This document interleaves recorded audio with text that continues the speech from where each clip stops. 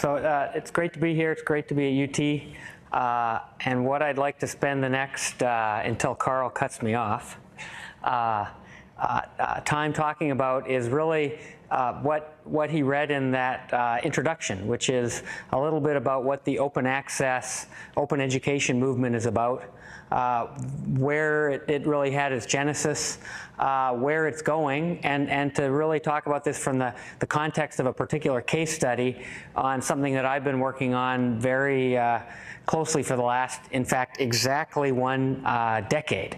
Okay, so that's my job today. I hope that I'll answer some of the questions that you might have about what open access is, and in particular what open education is.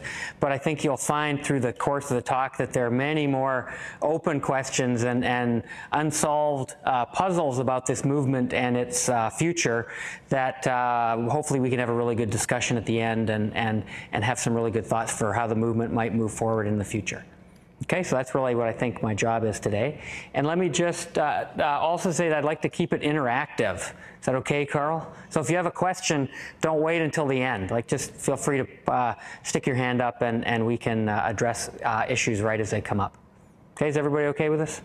Okay, so what I'd like to do is just begin by talking a little bit about an itch that I had to scratch. And in fact, as I was driving here from Houston this morning, I was remarking on the fact that it is in fact almost exactly to the day 10 years that I was sitting on a Saturday morning in my house considering these. Okay, and what had happened to me was I had been at Rice for about 5 years as a professor of electrical engineering, and I had taught a number of courses in a number of different areas. And this is in the incredibly vibrant and rich world of signal processing. Does anybody know what that is? Extra points?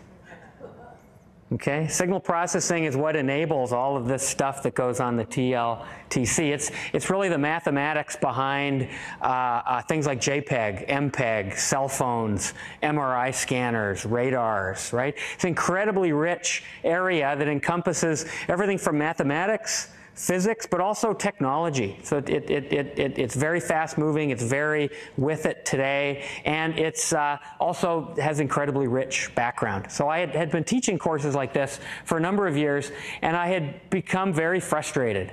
Right? I was frustrated because I really couldn't find a way of structuring my course or a textbook that was out there at the time that really did justice to this field, that really showed these interactions between the mathematics and the physics and the technology, and showed how it's really government policy and intellectual property law that affects which technologies end up in your iPhone or don't end up in your iPhone. These are things that I could talk about in the classroom, but things that I could never find in a textbook.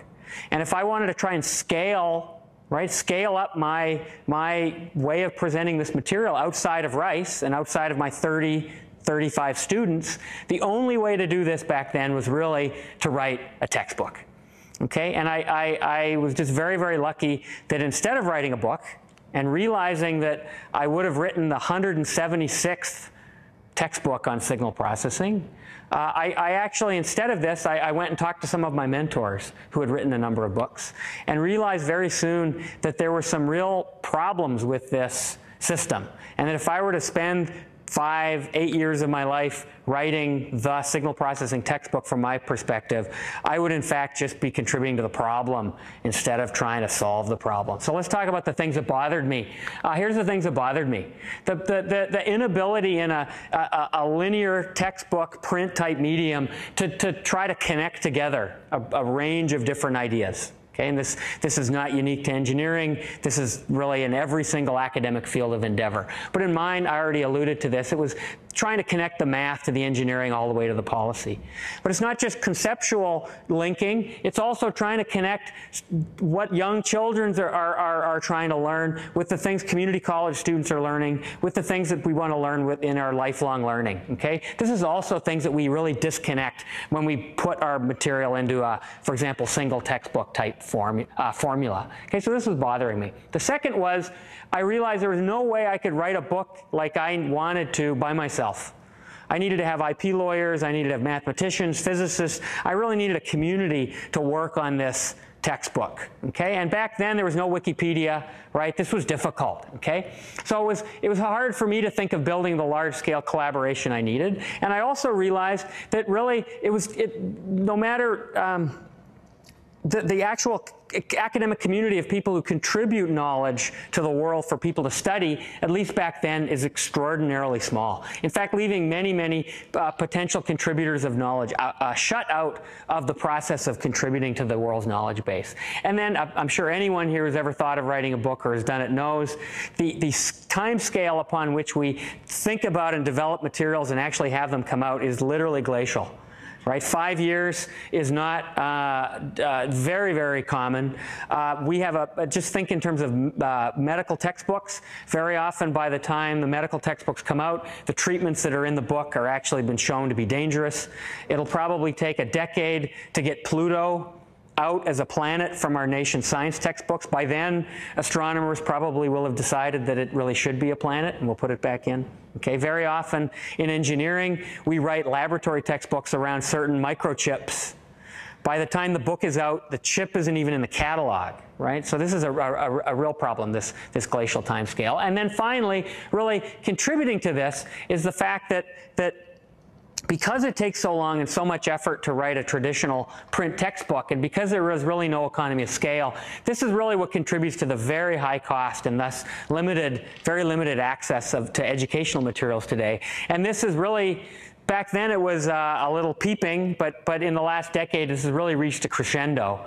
All kinds of articles and op-eds being written about the incredibly high cost of educational materials. Just a quick anecdote.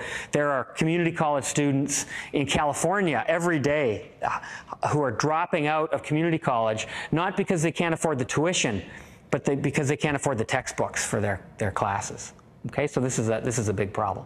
So what I did instead of writing a book was I thought about maybe how we could change the process, right? And I as a musician, I tried to think of another world where maybe things were more efficient and natural to work towards that rapid development and distribution of materials. And it didn't take me long to think about the music world.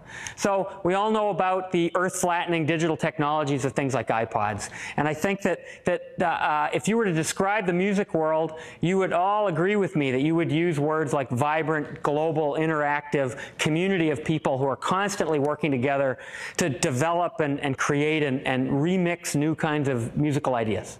Would you agree with that? Okay, you would agree with that.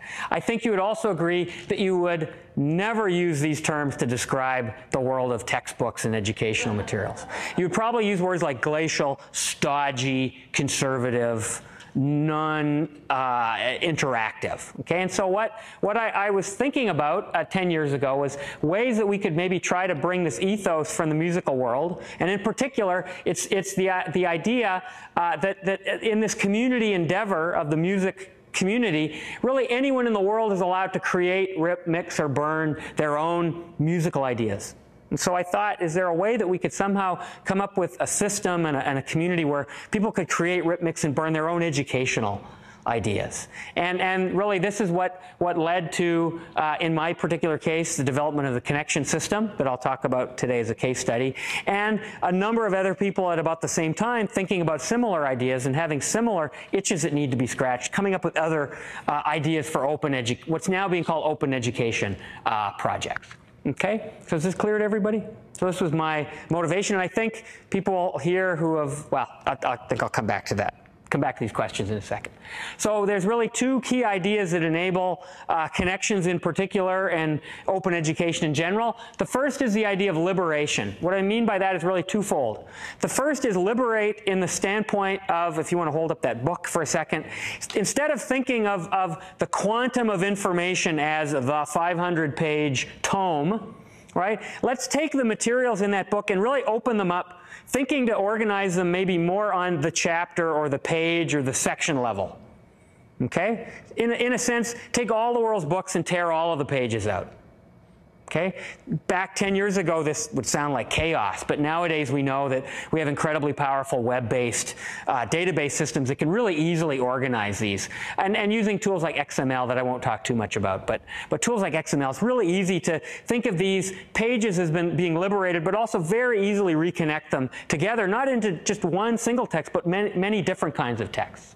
The second really important idea towards liberation is to make the materials open source. And what I mean by this is free to use, so that anyone in the world is free to use the materials, but also everyone in the world is free to reuse the materials, to remix, to change, to translate into different languages, or recontextualize to suit their own learning styles or teaching styles. Okay, so we're not talking about just free materials, but truly open source materials. And I'll talk a little bit about Creative Commons in a second. And then finally, to change the time scale using information technology from the 5 years to write a book to really fast, right? Whatever that means. So of course, something I didn't mention, but going back to this idea of organizing things more on the page level, really we're talking about the quantum of information now not being on this big book level, but little Lego block type Lego. So here's the Connexions repository, right? It's a collection of web resources, of Lego blocks that encapsulate knowledge. It looks extremely unorganized, but in fact, due to the very powerful web technologies like XML, we can really easily pull these materials together into powerful learning machines.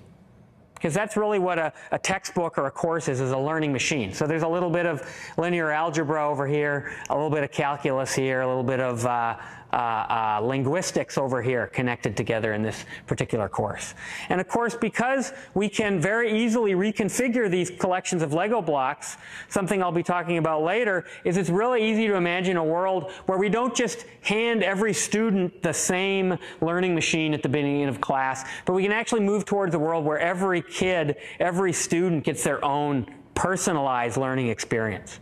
Okay, and we're actually getting closer and closer to systems that can actually understand how you learn and customize the materials that are drawn out of repositories like Connexions.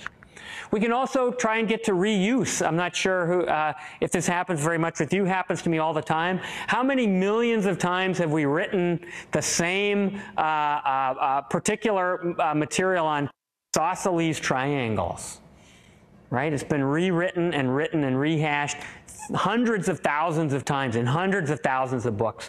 Why can't we reuse that same material, right, that's written once in a whole bunch of different contexts, right? Allowing people, instead of just reworking the base material, to think about the larger pedagogical issues around teaching isosceles triangles instead of just writing out the same information about them. Okay, so we can have personalization, we can also have reuse. And one of the things that enables all of this is the idea of open licensing. And let me just ask really briefly, Creative Commons, does this ring a bell with people? Okay, probably about half of you. So for the other half, this is really, you can think of it as a major shift in intellectual property associated with creative works, of moving from a world where a creator creates a work and then gives away their work to a publisher in return for the work being published, disseminated, and potentially a royalty stream, to a different world, to a world where the author actually retains the copyright to their material. They retain ownership of their material, and then they just license this material in different ways. One way might be licensing it to a publisher to create a paper version. Another way, via the Creative Commons, might be to actually license it to the world so that everyone in the world is free to share the material and to remix the material, as long as those people who use the material do what is truly the academic thing. Right? The academic thing is not to pay for ideas. The academic thing is to provide attribution for people's ideas. Okay? So this is built into the actual legal verbiage of the licenses, that you have to attribute the people whose work you build upon. Okay? So this is becoming a worldwide movement. There are, I believe, over 700 million text files, media files, other web objects out there that have been licensed by the Creative Commons. The second really important aspect of open education is to invite participation. meaning to really build not an exclusive group, but an inclusive community of not just English speakers, but of stakeholders from all around the world in all of the world's languages. And these stakeholders might be individuals, they might be faculty members, they might be parents, they might be networks of people, or they might even be organizations like professional societies. And I'll talk about all of these later in the talk, but the really important thing is to open up the ability to contribute knowledge to not just the usual suspects, usual professor-type academics, but really anyone out there that's interested in the material. Okay, so we're going to be talking all about this.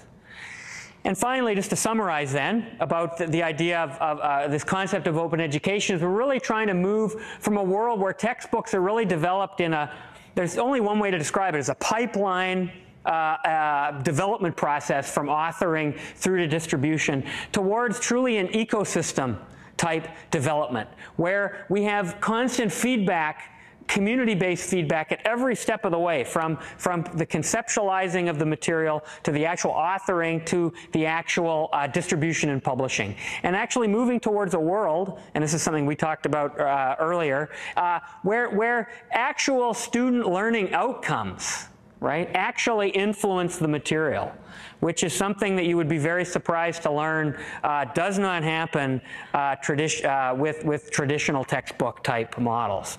Generally, once traditional textbook model, once material is adopted, it is successful, right? Here the model is until someone learns from the material, once someone learns from the material, then it's finally successful. Okay, and this movement now, this has started a long time ago, but really this is something that has now broadened into a whole bunch of different areas. We talked about the Creative Commons. Everyone now is familiar with projects like Wikipedia, which, in spite of its interesting quality control procedures, is receiving more and more use around the world as a learning system, to projects like MIT OpenCourseware, which is a institutionally based open and sharing initiative to share some of the MIT course materials, to all the way into academic publishing. I'm not sure how many people are aware of Public Library of Science, show of hands, is actually a leading, very high impact factor journal in journal family in a number of different areas of medicine and biology that is completely open source and completely open licensed. In fact, using that exact same Creative Commons license that I talked about. Okay, so my job for the rest of this talk is to give some examples of who's doing what with open access education, and then to talk about some of the broader issues. Are there any questions at this point? Yeah. In terms of the Creative Commons, sure. One of the things that I guess isn't completely clear to me is, in traditional copyright, there's a sense of length of time something is released for, and with Creative Commons license, particularly if you're putting something on the net where it can be easily redistributed and everything, there's no length of time. So even if an author owns their copyrights, right, the kind of subsidiary rights and the additional rights that might, so say I publish something open, through Creative Commons, and then decide 10 years later I'd like to do a copy, a different version exactly. of it. I mean, it's sort of like, it seems like it's a lifetime commitment. It's a life of the copyright. Yeah, very good point. Very good point. So did everybody hear the question? That's a very good question, actually. And what I'd have just two quick answers to that. The first is Creative Commons is but one of the plethora of different open licenses. And in fact, there are individuals and organizations who, for these same type of reasons, actually write their own new license. Okay, and the second answer is that while Creative Commons really is committed to opening the material for perpetuity, that is something that has come up in discussions within the Creative Commons organization itself. Okay, but that is a good point, that their license is in fact a non-exclusive, non-revocable license. Right. Yeah. Okay, other questions? Okay, so let's talk very briefly in the context of Connexions, which is, as Carl was saying, a nonprofit open educational repository that we started at Rice. Let's look at who is actually creating, ripping, mixing, and burning educational ideas. So let's get the idea of create means that really anyone can become an author. So let's give some examples of some authors. The first group is a number of professors, the usual suspects, who are using Connexions to do the same old thing but more efficiently.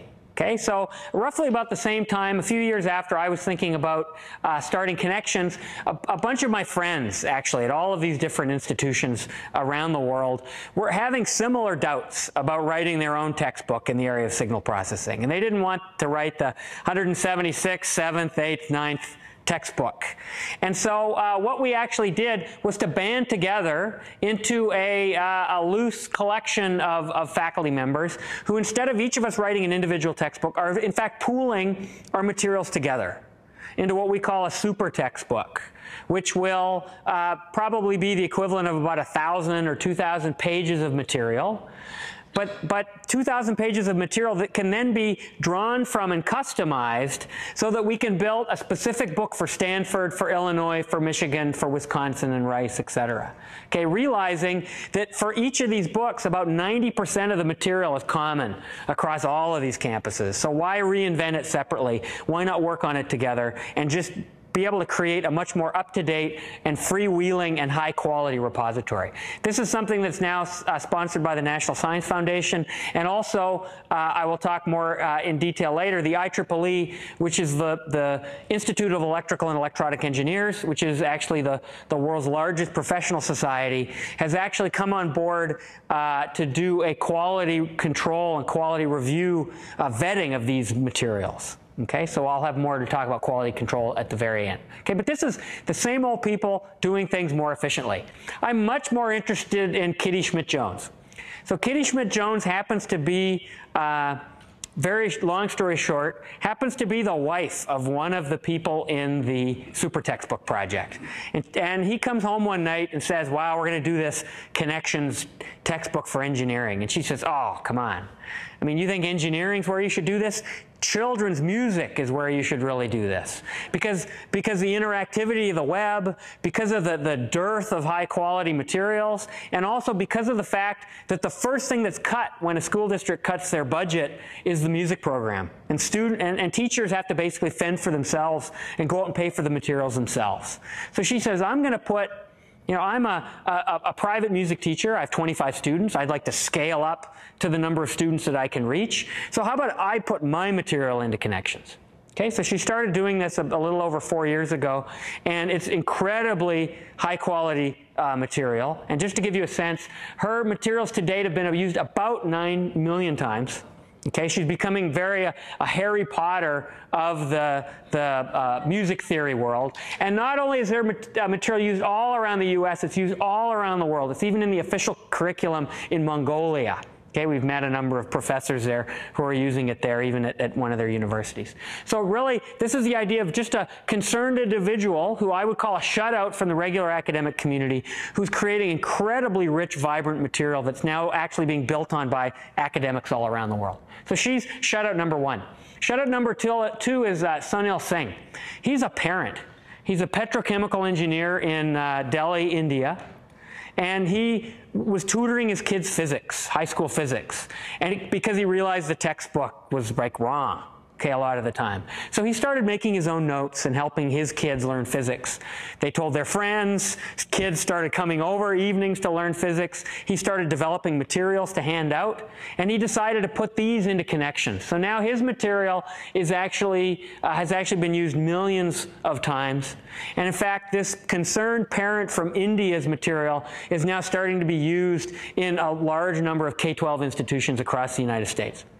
Okay, again, this is a very different kind of contributor than you would expect, contributing very, very high quality materials. And you can just imagine how many concerned parents there are out there who have a real pedagogical knack. Okay, so we'll talk more about that at the end. So that's some examples of creators. By ripping, we mean the ability to customize or or translate material into a different language. And here's, or a different context. Here's just one quick example. About 3 summers ago, a group of students at UT El Paso were, these are 3 graduate students, were very interested in contributing to the world of open education. They didn't feel comfortable developing brand new material, but they felt very comfortable translating some of this engineering super textbook into Spanish. Okay, so they spent a summer translating a particular course, in fact my course, or textbook in Connexions into Spanish. And just to give you a sense, within 1 week of publishing this material at the end of the summer, this was in the top 10 most popular Connexions content. We could track the use all over the US, all down to the tip of Chile. And now, just to give you a sense, my particular book is far more popular in Spanish than it actually is in English. And if you ask, well, I could talk for hours about this, but this is a kind of a service that a standard publisher can only offer their blockbuster authors, right? The textbooks that get translated into other languages are only the best-selling textbooks. Okay, with the ability of open access, we can have all books in all languages. This is now sponsored by Hewlett Packard Company and the American Society for Engineering Education, and the idea is to develop a project called Connexions for the Americas to develop 4 parallel engineering curricula in the 4 main languages of North and South America. Yeah? I was just wondering, what kind of process is there for quality control? Ooh, really good question. So that you don't just publish.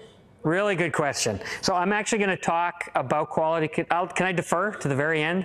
This is a very important issue because we have an open repository. So just anyone can contribute. Think of your worst nightmare. Okay, I'll give you 20 minutes to think of your worst nightmare, and then we'll come back to it. Since that project, we have a number of different projects going on in Asian and Slavic and other languages, and I could talk with people more about that later. Some are actually sponsored by companies. TI Japan is actually putting in Japanese materials and translating some of those into English, very high quality engineering materials. I always talk about this because it's just fun. OOPS is a really, really neat project to translate educational materials into Chinese. Started by the guy who translated Lord of the Rings into Chinese. So as you can imagine, he made a lot of money, and he's actually dedicated half of his fortune to translating back and forth now between English and Chinese for open educational projects. So their project's called OOPS.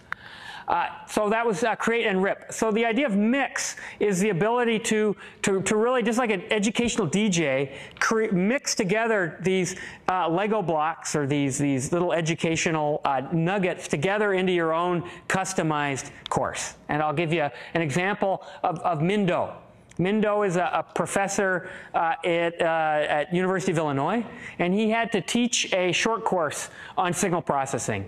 And he had to develop the course notes for this course.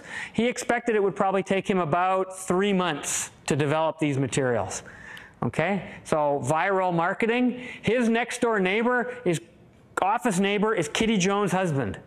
Right? He goes into Doug Jones and says, oh, I got to do this short course. I don't have time. Doug says, well, why don't you go look at what's in the super textbook? Maybe you can mine that, and there's enough material to build your short course. Within a weekend, basically 3 days of work, he was able to compile his entire course. And all he did was configure the modules, do some massaging of the material to make it flow together, and contribute the preface. Okay, so he was able to basically have about a 30 times reduction in the amount of time that he expected it would take to write this book. And the neat thing is the materials that he mixed together were actually contributed by a worldwide community of people, most of whom he does not even know. Okay, but he can trust because we'll come back to quality control, because they've been working under the auspices of this community super textbook project. Okay, so that's an example of remixing material. You could imagine a world where the instructor comes into class the very first day, gives a pretest to understand the students' backgrounds, what they're strong in, what they need some remedial help in, going home that night, grading the tests, and actually creating a customized book or several customized books for the different types of student in their class, and then making all of those available. Okay, we're actually moving into a world now where this is completely feasible. So burn. Burn doesn't mean burn books, right? It means burn as in burn a CD or burn a DVD. Create a physical instantiation of your material. And in our case, it means actually being able to print a textbook. So going beyond simply just web-like materials, but actually being able to create paper textbooks of a quality that is identical to the book, the standard textbooks that you use. And generally I carry these around, but everybody's so familiar with textbooks that I just stopped carrying these around. But basically what we can do in this connection system is we can actually have an author like Mindo pull together from all of these modules, mix together their own customized web course or web textbook. This is material, as we saw, it's not necessarily authored by a single author, but by a community. This is work that's going to be completely up to date, because as the web materials are made more up to date, we can make the web course completely up to date. And then we actually use a very sophisticated print and publish on demand system that we have developed to be able to create completely turnkey print textbooks, okay? And the really cool thing is that they're like incredibly low cost. Okay? And I think this is one of the things that people get most excited about when they hear about Connexions. So we're actually debuting a textbook for the community college statistics course this semester that is a 600-page book, and it sells for about $31. Okay, this is a factor of, well, it's about $100 cheaper than the standard textbook in the field. Okay, we're working with a print partner, Coop.com, that I will talk more about in a few minutes as far as business models.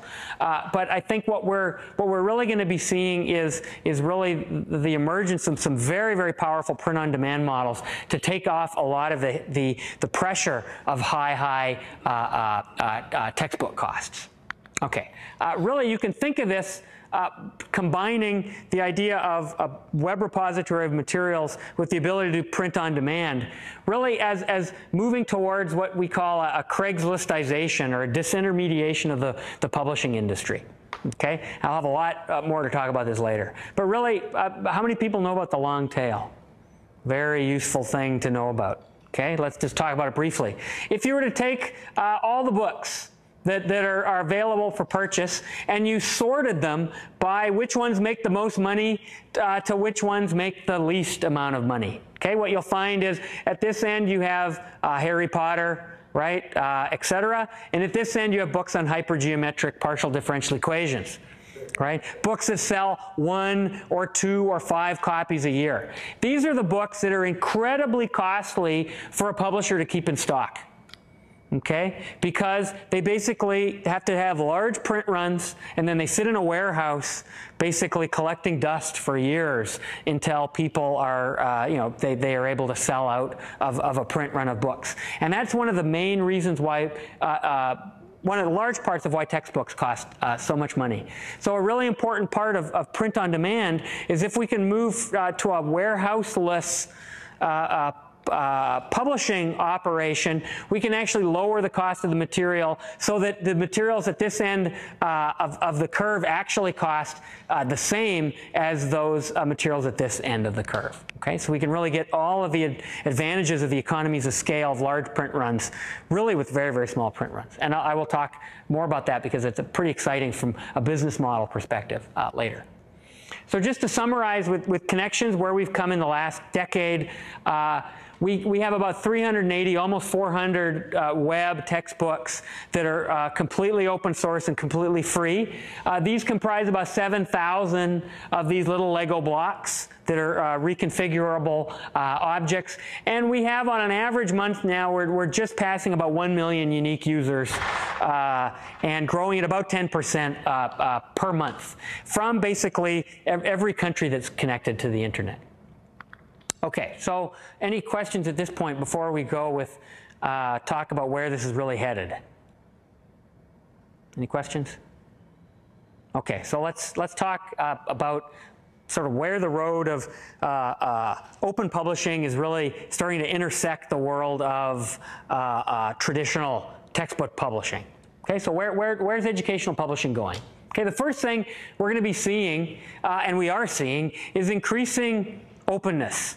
And I think that it's really, really quite simple to project where the field of academic publishing is going. All we have to do is look at other media industries and see where they're going. And I'm going to make a lot of references to the music industry, okay, and where it's going. And who would have imagined that the CEOs of EMI and Apple would have been shaking hands to make and that iTunes would actually start releasing DRM, digital rights management, free content on iTunes. Okay, we're seeing increasingly in the music world people moving towards completely locked up intellectual property regimes towards more and more open and free type models. So this is one thing we're seeing is more and more transparency. The second thing is really trying to use freeness as an incredibly powerful marketing tool. Any Radiohead fans? Okay, people know about the Radiohead experiment, that basically Radiohead put their album up online. It wasn't free per se, but it was pay what you like.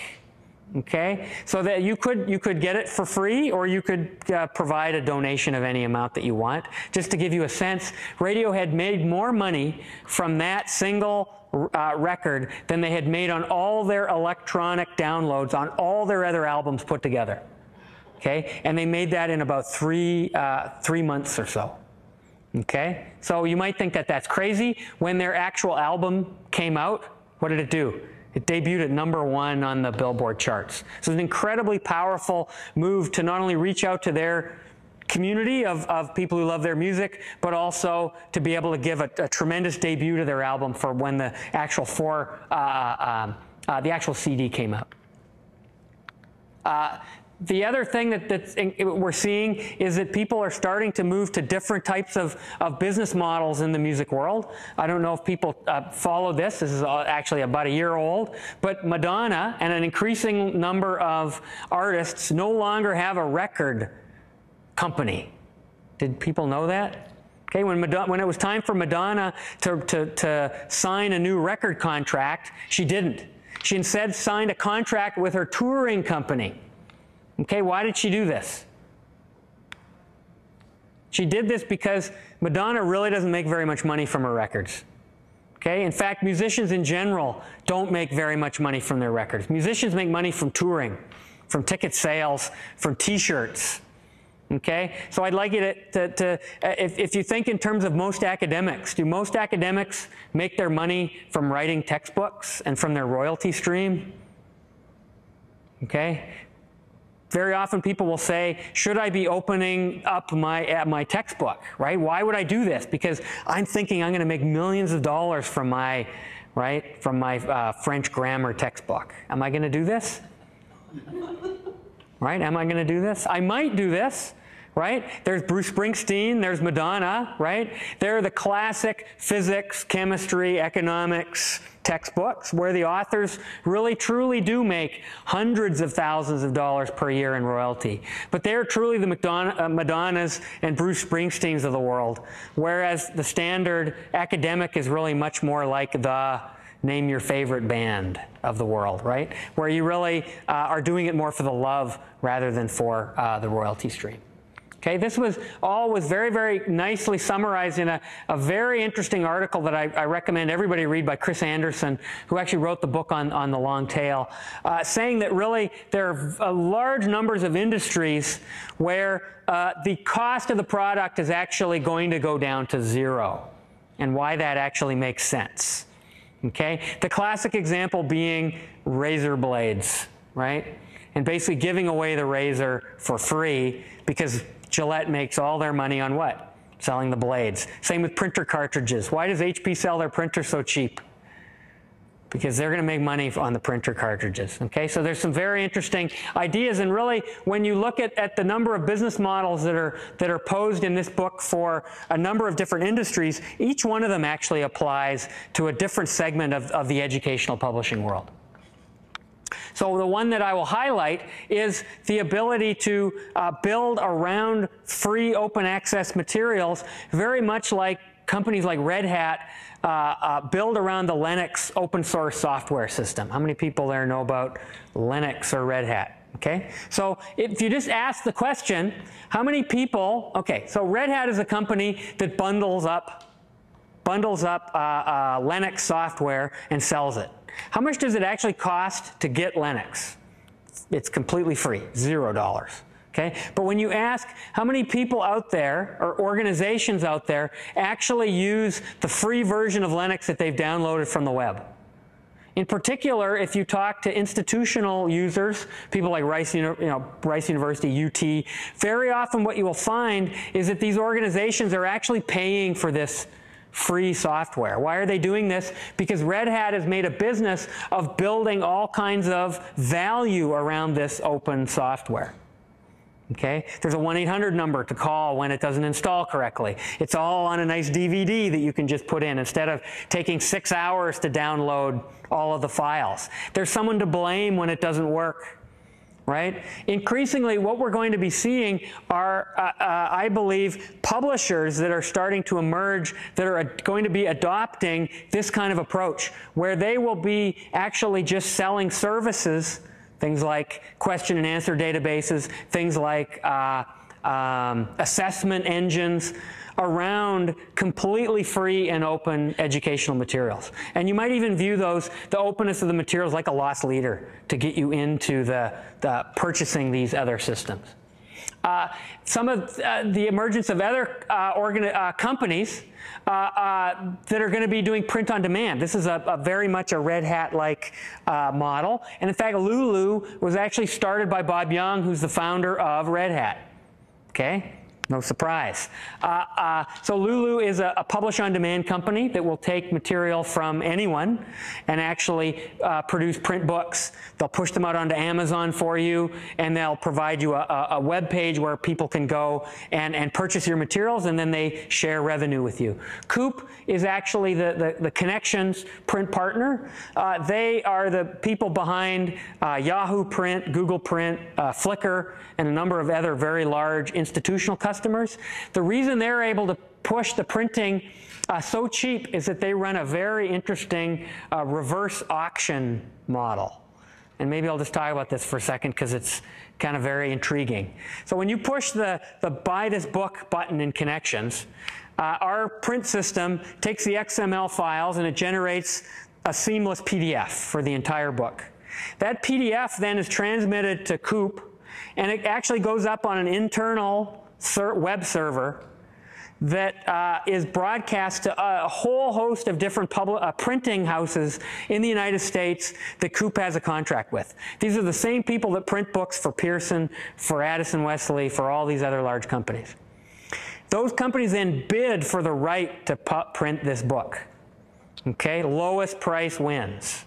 Okay, and the thing that Coop is relying on is the fact that all of these printing houses, printing presses now are completely digital, and that the cost of producing one book is really the same as the cost of producing several hundred books. So really the cost isn't sensitive to the number of materials that are produced. And because we can put the material up and share it really rapidly through the web, we can actually run these kind of reverse auction systems. And so that's the reason why we're able to offer full textbooks in the $20 to $30 range instead of the $100 to $20 or $100 to $30 range. And this is something that we're going to increasingly see through organizations like Coop and Lulu. So, somewhere where this is trickling into, moving away a little bit from education, but into a very closely allied area of academic publishing is university presses. Okay, which are you think textbooks are a problem today. University presses are in a crisis. Okay, an absolute crisis. Just in the last decade, over 60 of them have either been closed, downsized, or completely restructured. Here's a list of them. The person that runs Stanford University Press is a savior, because now they only lose several $100,000 a year instead of millions of dollars a year. University publishers typically think in terms of dollars they will lose per book rather than profit they will make per book. Okay? And the reason is very small print runs, okay, and rather inefficient back-end organizations. So we actually did a really interesting experiment with the Rice University Press, which was actually closed in 1996, that the folks at Rice realized that they could reopen the Rice Press, with a very interesting hybrid model, where the front end of the press is exactly like a regular university press: editor-in-chief, editorial board, acquisitions, peer review, etc. All up until the final accepted manuscripts come into the press and are copy edited. At that point, the entire book goes into Connexions and is completely free and completely open access on the web. But it's also available through the Rice University Press website, where you can buy the print copy. And then when people buy a print copy, there's a three-way revenue sharing between Rice Press, Connexions, and the author. Okay? This is turning out to be quite a successful model. They figure that they can run a press for a factor of 5 to 10 cheaper than a regular university press, precisely because it's not the front-end operation that's expensive, it's the back-end publishing operation. They're now doing a very interesting collaboration with both Smithsonian Press and Stanford University Press under the moniker of Long Tail Press. We talked about the long tail earlier. And just an interesting anecdote about this is that, and actually I probably better ask how much time I have, because I don't want to go over. 5, 6 minutes? Yeah. So a very interesting issue about this is that the very first book that was published by Rice University Press is what we call a self-instantiating publication. And what this is a book that was commissioned by the Mellon Foundation about how shrinking and disappearing university presses is going to put some academic fields out of business, in particular the field of art history. Okay, because unlike some scholarly fields where we publish journal papers, like in engineering and science, where the currency on which you get tenure is the journal paper, in certain fields in the liberal arts, you don't get tenure without writing your monograph. And those monographs are published by who? University presses. When those university presses disappear, there's nowhere to get your monograph published.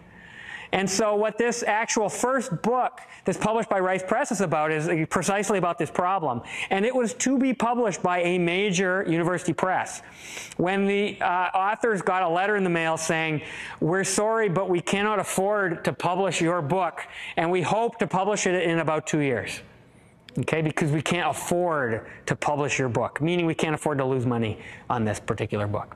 So instead, they put it into Connexions, and it's already been used and downloaded about 10 times more than they ever expected through the lifetime of that particular book. So it's just a kind of a fun story. So we're also working with a group of community colleges, 70 of them across the United States, in a consortium to develop the top 10 community college courses that are being used by students around the country. The very first book I mentioned is this statistics book that is in use by several hundred students this fall, and will be expanding next fall. And Connexions is being used by a whole bunch of different organizations. The one that I will just talk briefly about is a organization out of South Africa called the Shuttle Foundation, who is actually going to be developing an entire K-12 free open source curriculum in Connexions that will be starting to roll out over the next several months.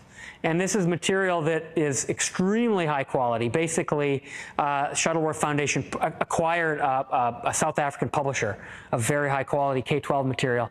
And this will be very, very useful for use, not just for reforming education in Africa, but a lot of this material is going to be used in the United States.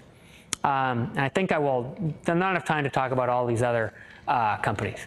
Okay, so last thing I want to talk about is just quality. and quality control, to get back to your question of what do you do in an open repository. Certainly in Marthapedia, right, they're not just going to let anything, anything appear, right? In Marthapedia, Martha's going to determine what she thinks is high quality. So how do we safeguard the quality of our repository? Okay, and the real challenge here, this is a big challenge, is really trying to balance, right, an open, inclusive policy where anyone can contribute with the idea of a quality control procedure, right, which is what? Exclusive. So how do you balance these things? So let me just tell a quick story. So it didn't take long till some material showed up in Connexions on lingerie. Right? This is about 3 or 4 years ago. And actually, this is one of what you might imagine is a nightmare kind of scenario. But in fact, this was extremely good. Very, very high quality. This is great that it's in French, too. And we were very intrigued by this material. The reason why we had to take down this material was not because it was about lingerie, right? Whether that bothered us or not, but actually that it was plagiarized. Okay, in fact, this material was all plagiarized from the leading French feminist academic journal. And the reason why this person, Deco, actually did this was so that when you clicked on course website, you went to his lingerie store, right? So this was an abuse, right? But how do we try to limit these kind of abuses, and how do we try and balance something that's very, very inclusive with a peer review procedure which is very exclusive? And the absolutely critical thing is that all standard approaches to this, gatekeeper-like approaches, will not scale. Okay, the standard approach would be to say there needs to be a Connexions editorial board. Right, where as material comes in, Connexions editors send it out for review, and then it gets a stamp of approval. Why will that not work? Well, it won't work for a whole bunch of reasons. One, it's so vast. The scope of our repository is everything from K-12 up through, quantum physics. Second, the time scale upon which the material can change, right? Carl could contribute a piece of material. By the time it gets out for review and comes back, he's updated the material. Now what does this mean, right? So how do we actually do this and make a system that's very scalable? So our solution is to actually use something that back then didn't have a name, but today is called social software. That's very, very natural, okay, for doing things like this. Everyone's familiar with tools like Delicious. Basically, what we have in Connexions is we have our repository, the blue repository, that's open for everyone to put material in. Okay, and it's sort of use at your own risk. But we also have a layer surrounding the repository that contains these constructs that we call lenses. And a lens does just what you would expect. A lens focuses a user on just a particular spot in the repository. And the critical thing is that we allow a potentially arbitrary number of lenses to exist, controlled by third parties. Anyone who wants to develop a lens. So, in fact, there's going to be an IEEE lens that's going to focus on just high quality engineering content. How is IEEE going to determine what's high quality and not? They're actually going to have a peer review type procedure. There's actually going to be a Rice University lens. How's that going to be determined? People in the library at Rice are actually going to look at all the stuff in Connexions used at Rice and make sure it's high quality and put it in the Rice lens. Carl could have his own lens. Carl's cool French stuff, right? But then if you trust Carl, you might want to go through his lens to see the material and Connexions that he thinks is useful. It turns out these things are very easy to build and maintain. When we conceptualize them, they were difficult, but now it's tremendously easy. So if you go to the cnx.org/lenses, you'll see a whole bunch of them. This is what it looks like actually in a piece of material in Connexions. There's a little block that talks about quality control. What you can see, this is in the National Instruments lens. When you click on that, it takes you to an actual page that contains links to all the materials that National Instruments thinks is high quality. Well, who is National Instruments? That material's here. How do they decide what's high quality? That's said right here. And then all kinds of extras like a tag cloud, discussion forum, et cetera, right? So the idea is to really try to broaden this idea of peer review from the standard way to something that's much more scalable. We thought that if this was a good idea, for-profit companies would come along that had a similar idea. And in fact, these are happening. So facultyof1000.com is a very interesting company. It's a lens on the internet that you basically pay a fee per month. And then facultyof1000.com has editors that basically go through biological websites and preprints, and then they basically point you only to the stuff that they think is very high quality. People are willing to pay for this. So imagine this is a model where you might have everything in the repository free and open, but then you might subscribe. You actually might pay to have access to a particular lens. Squidoo is another company that's basically allowing people to build lenses. Okay, and so this is another one of these Red Hat type models of keeping the core of the material completely free, but then having the quality control of that material be the thing that you're interested in paying for. So the last thing I'd like to just talk about is how you can get involved in this movement, okay, because I think everyone here has an opportunity to get involved. I'd like to invite everyone here to adopt, right, take home your favorite open source textbook or course material. Start using materials for your course. They might not be your primary materials. Maybe they can form a set of secondary materials. Encourage your students to contribute. All of my students and even my undergraduate classes, I get them contributing their knowledge to Connexions so that we can make the material more useful to the following on students. Pull together your own textbook. It's really not that difficult using sites like Connexions, other open courseware sites. Please contribute your own knowledge, whether you're a professional here, a staff member, or a faculty member. And finally, I think the most important thing is just get the word out about open access and what a tremendously powerful way it is to really reform and improve our educational system. The last thing you might want to consider doing is signing what's called the Cape Town Educational Declaration, which is a declaration signed so far by several thousand individuals and several hundred organizations that actually talk about, well, it's a declaration of support for the open educational movement and trying to convince more publishers, more individuals, and more institutions to get involved in this so that we can all create a world where learning and teaching can be much more free and much more open. So I think I will end with that. And if anybody has any questions, I can answer them now or after we're finished. So thanks very much.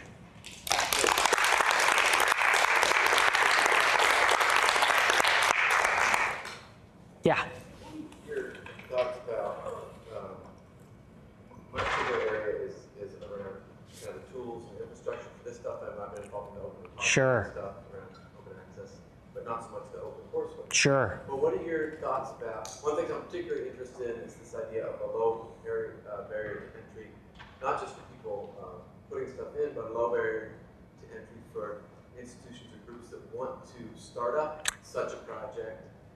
And they can be maybe a node on the network. Yeah, exactly. Projects. And I wondered what your thoughts are about the tools right now, or the infrastructure, kind of the state of open courseware infrastructure, for that sort of thing. I've been involved in a lot of stuff that's going on now around open repositories. Right, right. So I think that really two answers to that. The first is, so the question was, what's the state of the art of tools and software for doing open courseware, open education?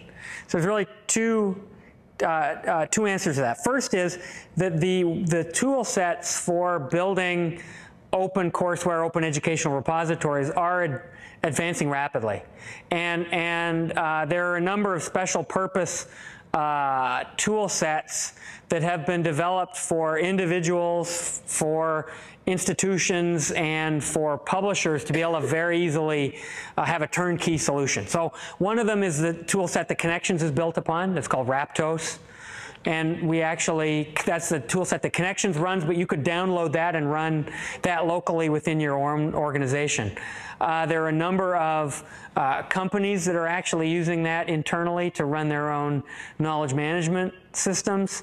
And there are a number of publishers that are starting to experiment with it as the open access side to their publishing operation. Is that open source? It is totally open source, yeah. And it's actually built on a platform called Plone, which is a very powerful content management system. Okay, so that's one example. So one thing you may choose to do is deploy a solution like that locally, okay? What we at Connexions are trying to do is to also allow you to be able, basically allow that repository to be distributed, so that Connexions in the future will not just be a single server farm at Rice, but we will have nodes that are distributed at different institutions. And the reason for that is partly to distribute the load, but also because different institutions really want to own part of the repository because it makes them feel like they're contributing. But I think that, honestly, I think that that will be superseded by actually just moving into the cloud.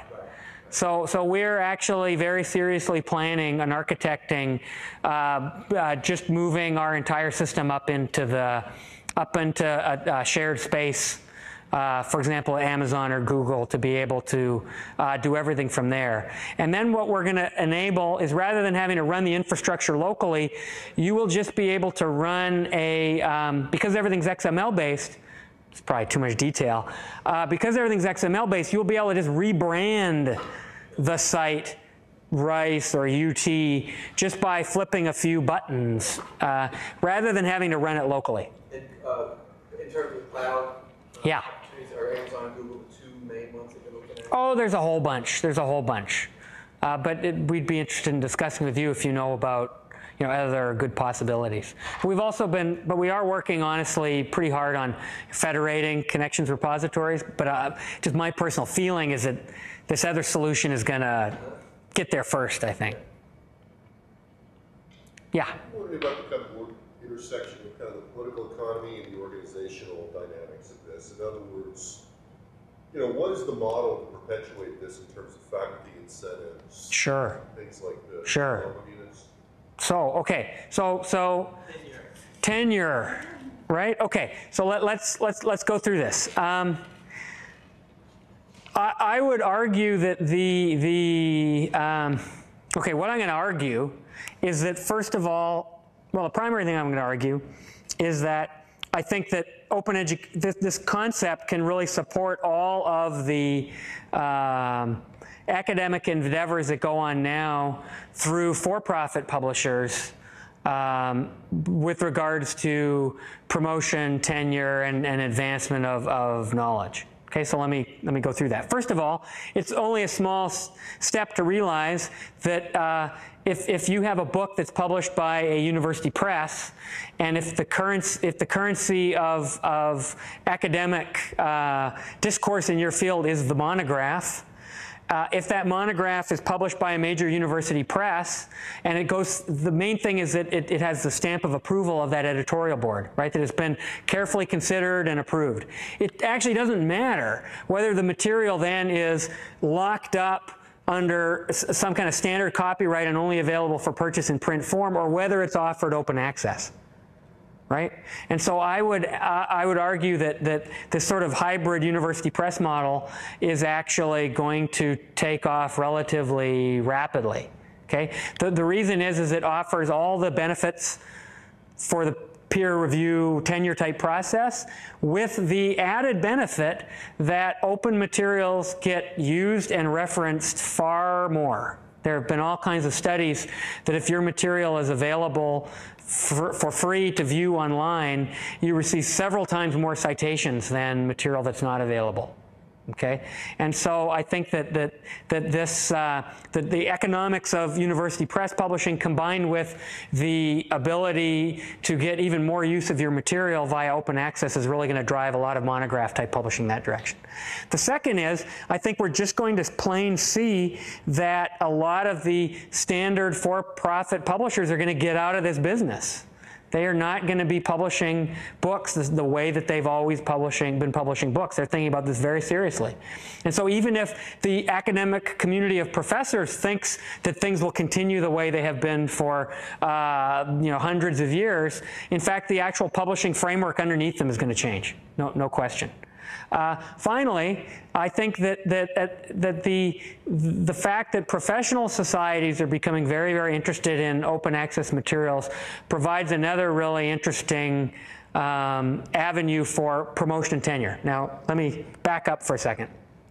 I think This is a really meandering answer, but I think there's really two really important types of publishing that we do as academics.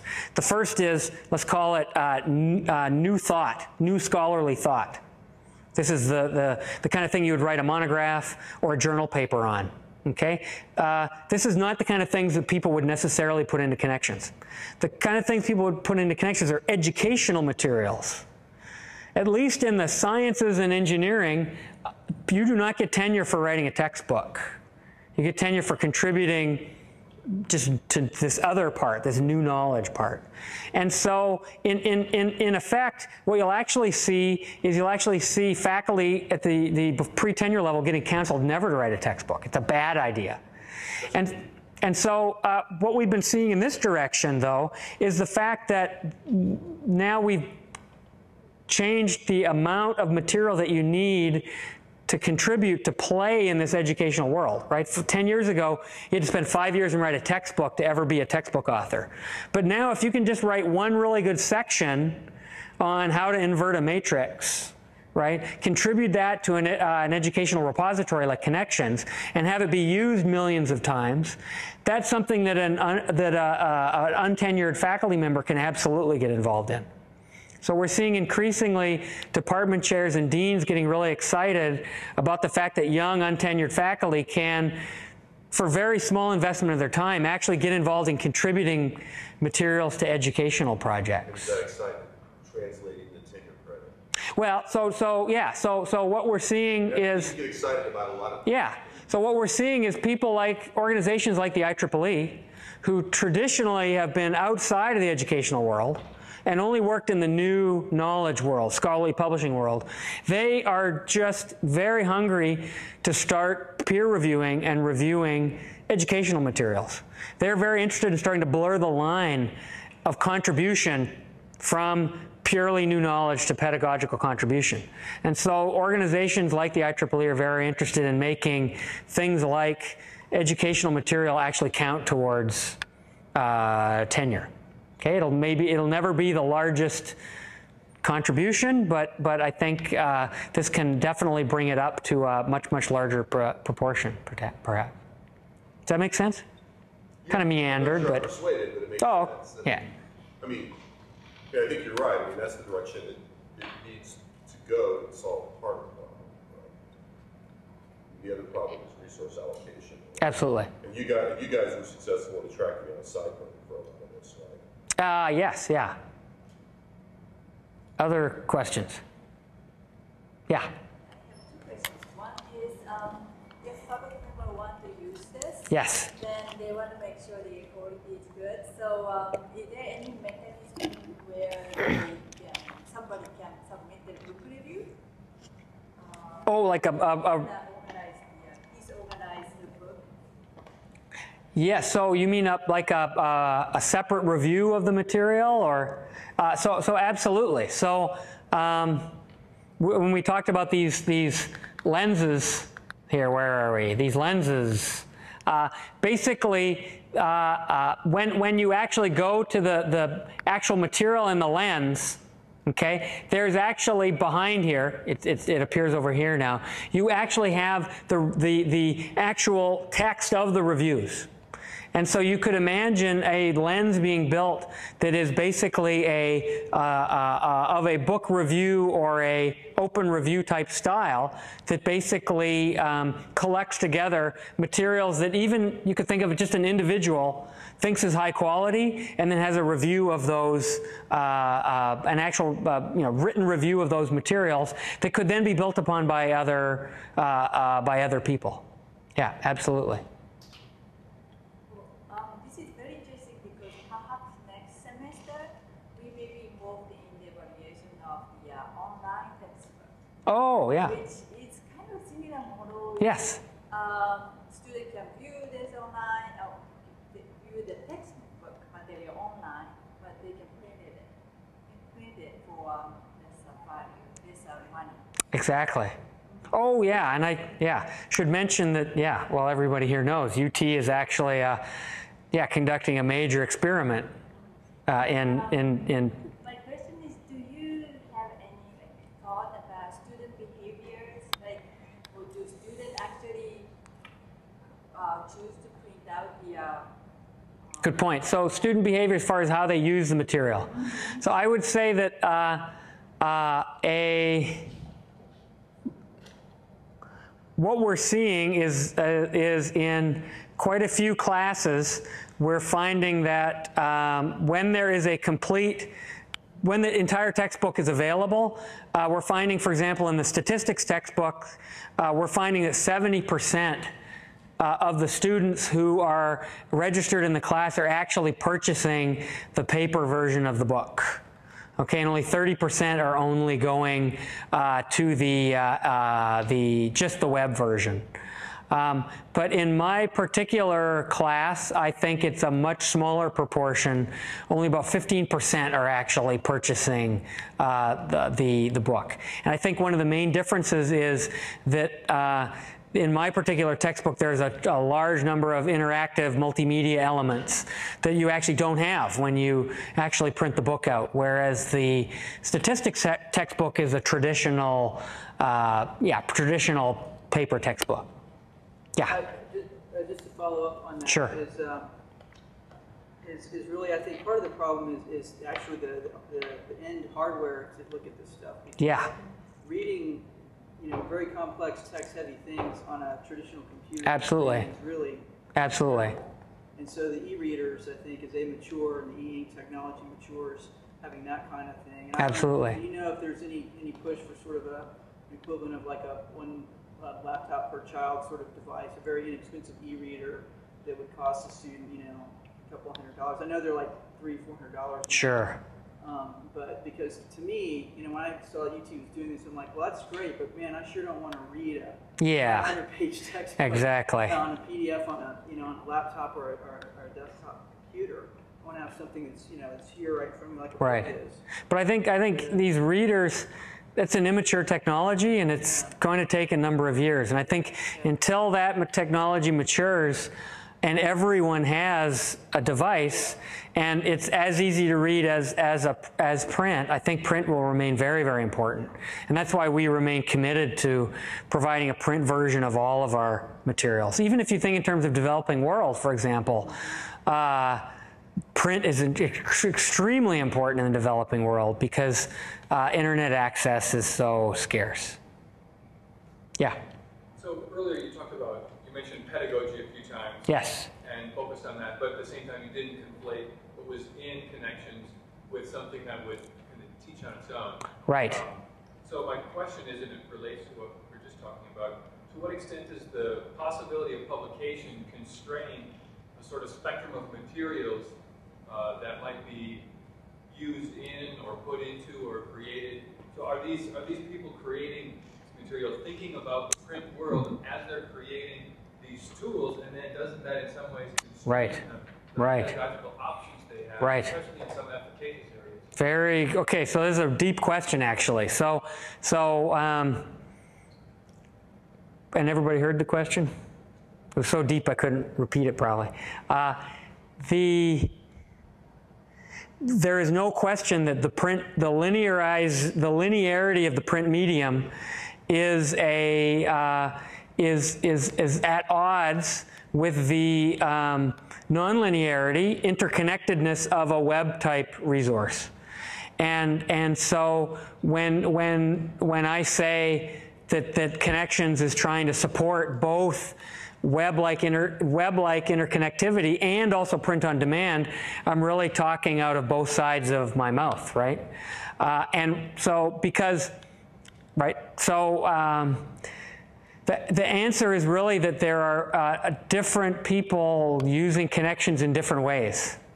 And what we find is there are some authors who are really thinking in terms, they're really still thinking in terms of a linear presentation of the material. And they are really writing as really like a single end-to-end textbook that they are then post facto chopping up into modules. And the problem with those modules is they're not super reusable, right? Because they're not super reconfigurable in different orders, okay?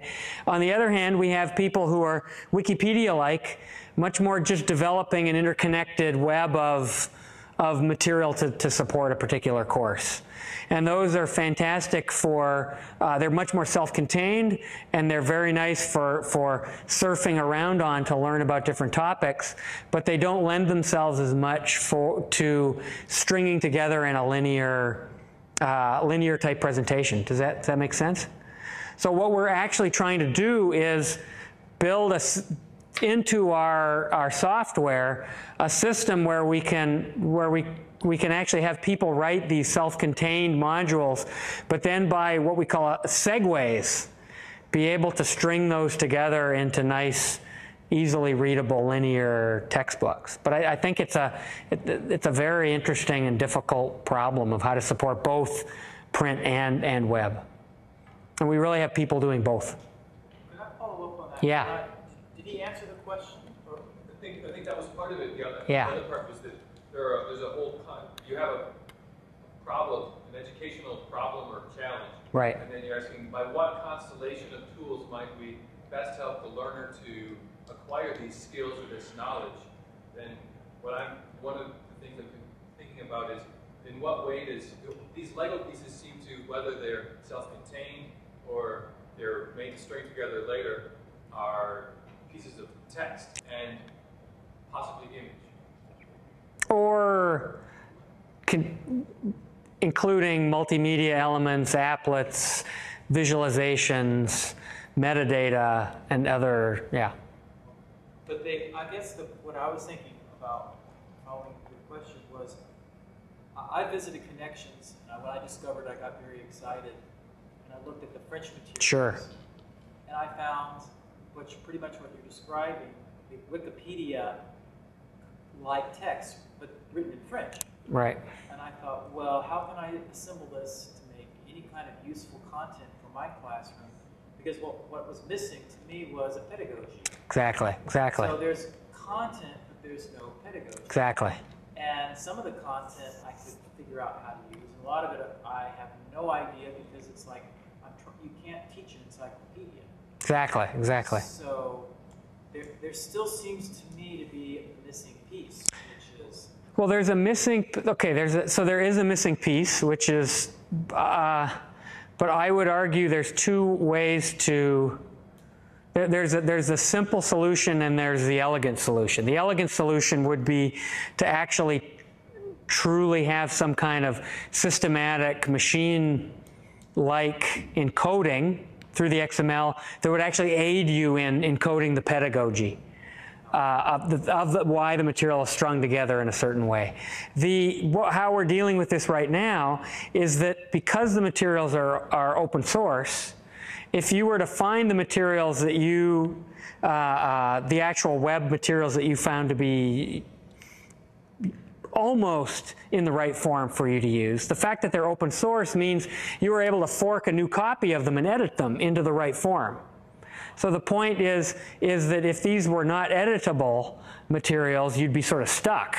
But the fact that they are editable means you might be able to spend a half an hour on each one of these modules that you're interested in, and strip out just the parts that you need and string together your new textbook according to the pedagogy that you're trying to follow. It's where right? The metaphor of the Lego building blocks just breaks down. Because you wouldn't refashion a Lego. Yeah, exactly. These are Lego that you can kind of restamp because they're open source, right? Play-Doh. Yeah. And you can still even have kids. Yeah, exactly. Yeah, it's 5:30, so I think we better wrap things up. Thank you very much. Okay, thanks a lot.